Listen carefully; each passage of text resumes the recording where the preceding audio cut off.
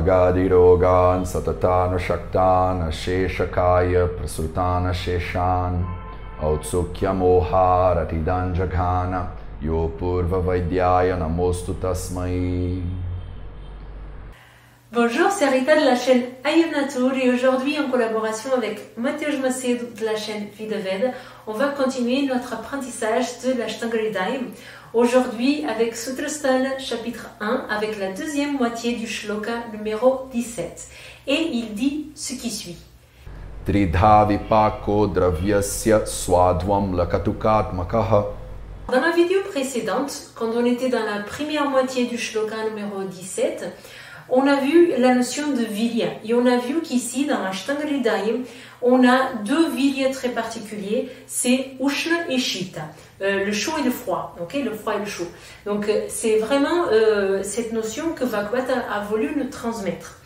On a vu aussi auparavant la notion de rasa. Donc rasa, ce sont les six goûts, les six sensations qu'on a quand on met un dravya, une substance dans la bouche.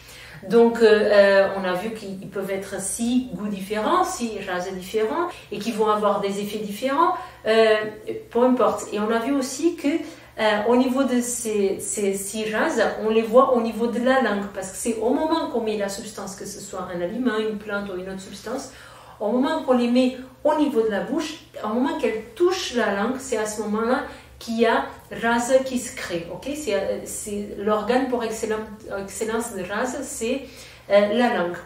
Puis en fait, il y a toute une digestion, ça passe par l'ésophage, etc., pour toutes les voies digestives. Et après la digestion, on a encore un goût.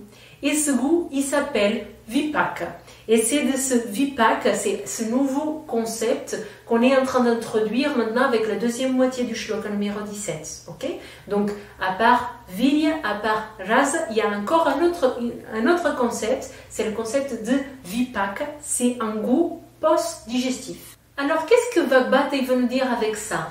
Il veut nous dire que une fois que la substance elle a passé dans le tract digestif, qu'elle n'est plus au niveau de la bouche, elle ne s'appelle plus rasa. Okay? Parce qu'on a vu auparavant que quand on a ce rasa, il a un effet, il y a une fonction. Chaque drava va avoir une fonction en fonction de son rasa, en fonction de son goût. Et après, Bhagavad nous dit, mais attention, l'histoire elle n'est pas finie. Parce que même une fois que la digestion elle a commencé, on parle plus de rasa parce que la langue elle y est plus, on est plus bas, mais après la digestion l'histoire elle n'est pas finie. Il y a encore un goût et ce goût il s'appelle vipaka. Elle peut être de trois types et non 6 comme rasa. Donc les trois types c'est swadu, amla et katu. Swadu c'est doux, le goût sucré. Amla, c'est le goût un petit peu amer et katu, c'est le goût piquant. Attention, parce que par exemple, si on a une substance qui est madhura rasa, donc qu'elle est sucrée au niveau de la bouche, mais qu'après elle sera piquante, qu'elle sera katu au niveau vipaka, donc au niveau post-digestif, elle va aussi être déséquilibrante pour pitta, ok? Donc c'est comme ça qu'on va jouer. En général, ce n'est pas ça qui se passe. En général, quelque chose qui est madura, qui est swad au niveau de la bouche, au niveau rasa, ça sera aussi sucré, doux au niveau vipaka. Pareil pour katu, pareil pour piquant.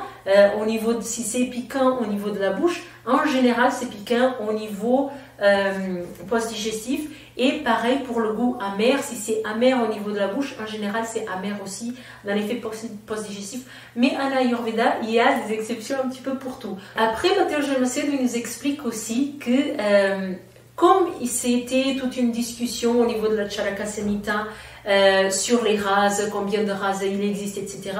Pour Vipaka, c'est pareil. Donc ici, Bhagavad, dans l'Ashtanga Hridaya, il transmet vraiment qu'il y a 3 vipaka, mais ça c'est vraiment selon Bhagavad. Mais du coup, on se pose la question, si on a 3 rases, et si on a 6 rases, pardon, et qu'on n'a que 3 vipaka, qu'est-ce qui se passe avec les 3 autres goûts? Donc si en général madhura rasa, donc le goût sucré, il devient sucré, il garde ce goût sucré dans le post-digestif, dans la plupart du temps. Le saveur piquant au niveau rase, il continue à être piquant dans le post-digestif. Okay. Et puis le saveur amer aussi, quand il est au niveau de la bouche, il continue aussi amer en saveur post-digestif, donc en saveur vipaka. Mais qu'est-ce qui se passe avec les 3 autres goûts? Parce qu'au niveau rase, on avait 6 goûts, rappelez-vous. Donc qu'est-ce qui se passe? Vu que Vagbat il n'explique pas plus loin, il y a dans les commentaires que Maître Macedo utilise pour nous faire ce cours, il y a un peu plus d'explications là-dessus. Et donc, voici ce qui dit l'explication des commentaires. Tatra madhura lavana yor madhuro vipakaha. Alors, il dit quoi? Madhura lavana, donc madhura le goût sucré et lavana le goût salé, au niveau rase, ils deviennent tous les deux madhura.